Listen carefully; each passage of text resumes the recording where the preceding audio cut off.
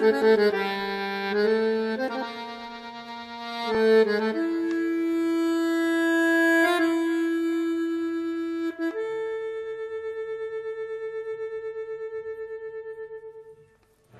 estoy en Venezuela, soy Rubén Dri. Yo fui sacerdote, perteneciente al movimiento de sacerdotes para el Tercer Mundo, por allá por la década del 60, en la época de grandes luchas latinoamericanas.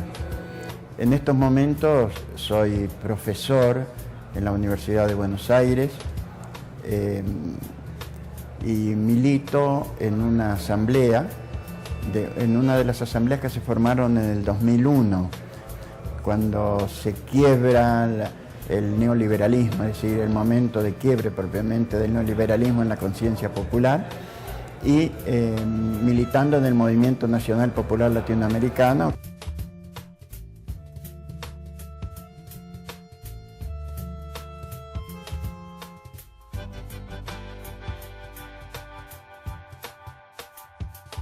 Yo milité en el movimiento de sacerdotes para el Tercer Mundo en la década del 60.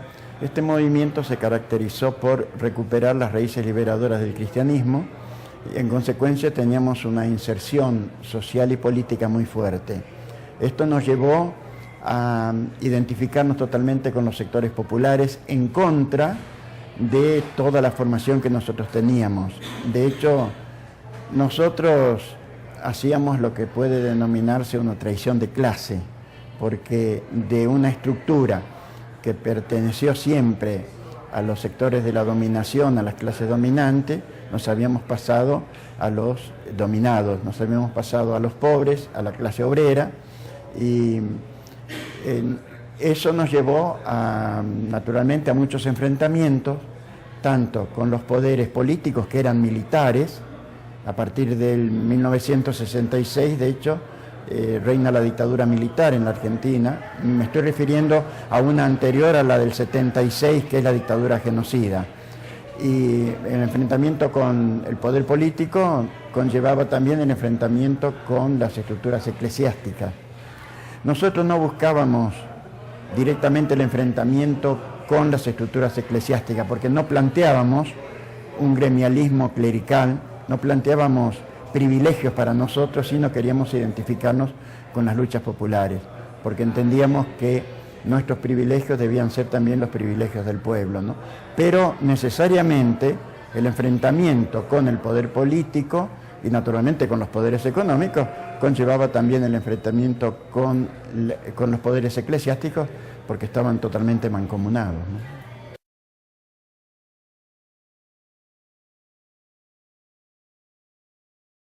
Bueno, la Iglesia al principio no sabía mucho qué hacer con nosotros, naturalmente que comenzó a desconfiar, comenzó a tomar algunas medidas, pero las medidas fueron tomadas directamente por la represión política, la represión militar, que se hacía naturalmente en connivencia con la estructura eclesiástica. Se producía algo de lo que en la Edad Media se denominaba el brazo secular, es decir, la jerarquía eclesiástica nos dejaba a nosotros en poder del brazo secular. Era la mejor manera de poder desligarse de nosotros, o la mejor manera de poder eliminarnos, ¿no? Estoy hablando no necesariamente físicamente, aunque se produjeron muchas muertes y desapariciones de nuestras filas, sino estoy hablando de eliminarnos como sujetos políticos, como posibilidades de incidir políticamente en el proceso social.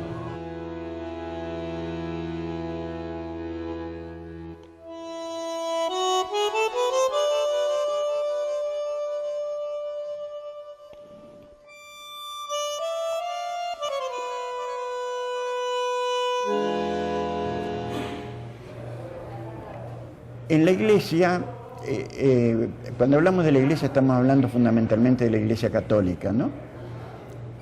La Iglesia Católica se ha conformado como institución de poder por allá por el siglo IV, el siglo V antes de Cristo. De hecho, esa construcción que se hizo es una construcción magnífica, magnífica digo desde el poder para los poderosos, para la dominación, ¿no?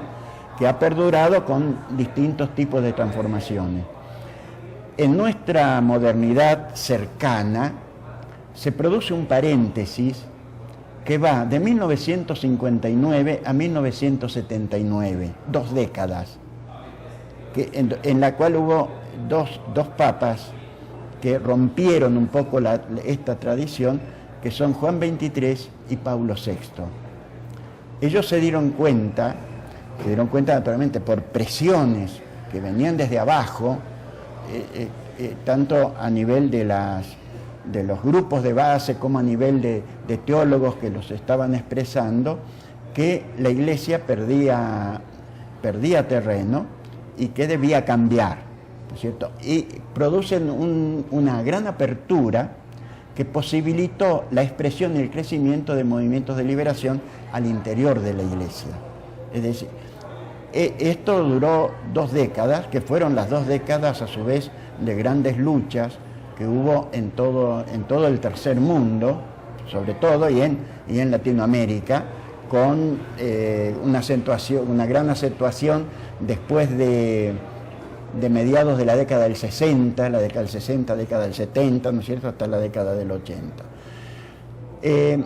Cuando muere,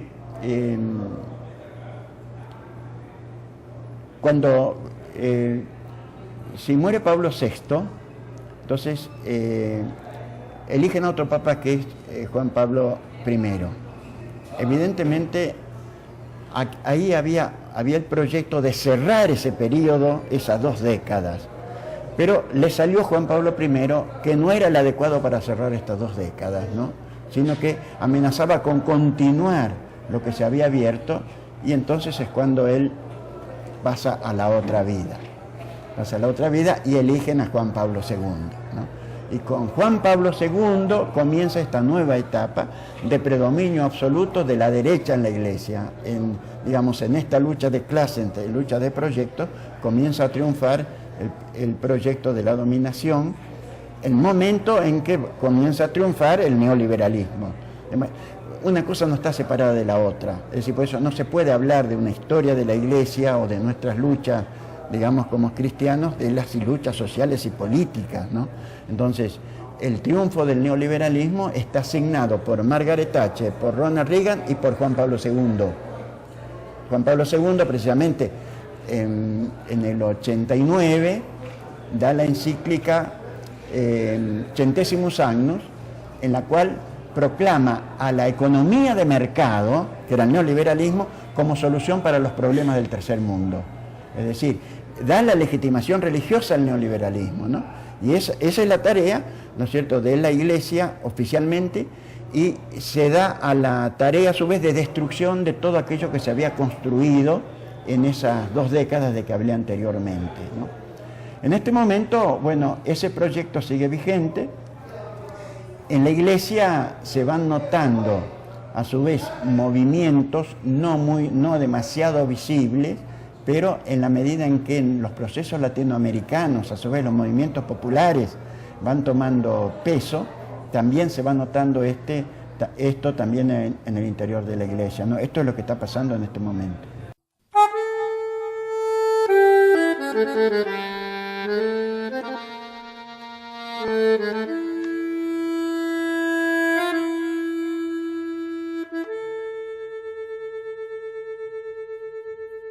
En primer lugar, esa expresión de Marx no hay que descontextualizarla.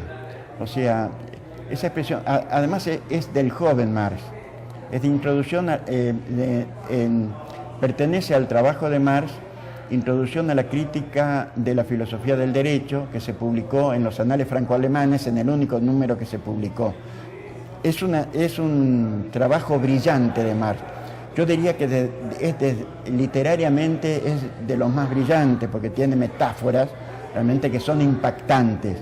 Bueno, y ahí, como él considera que la religión es el mundo invertido, ¿no es cierto?, porque ha puesto la realidad material, la ha puesto como producto de Dios, de la religión, como si ese fuese propiamente la religión, ¿no es cierto? Entonces interpreta que esa concepción religiosa, esa es la religión, es el opio del pueblo. Y en ese sentido tiene razón. Pero por otra parte, ahí mismo dice que la religión, por otra parte, manifiesta la opresión, porque es el clamor realmente del oprimido que se expresa en la religión.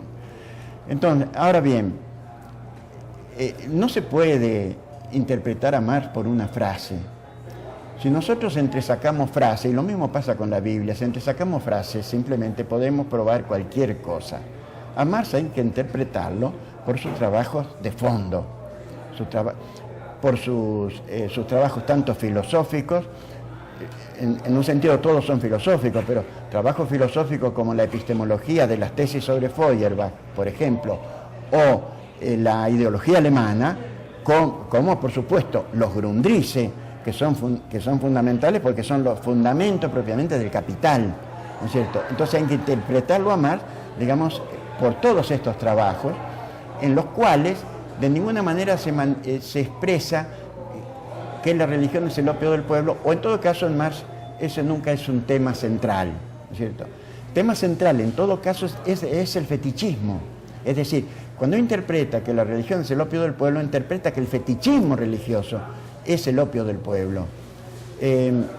Nosotros en los análisis que hacemos, me refiero a cristianos comprometidos con las luchas y que trabajamos con el marxismo, interpretamos que este fetichismo, que es el que analiza y denuncia a Marx, es el que también denunciaban los profetas, cuando los profetas decían que se hace una estatua y se arrodillan para adorar esa estatua y se dejan dominar por un producto del ser humano, que es lo mismo que Marx analiza, de hecho, en el fetichismo de la mercancía, ¿no? Entonces, en la medida en que muera el Dios fetiche, el Dios sustancia, se recupera realmente el Dios vida, que es propiamente la vida del pueblo, naturalmente, la vida del pueblo que no o del ser humano, que no termina simplemente en la pura materialidad, sino que se trasciende.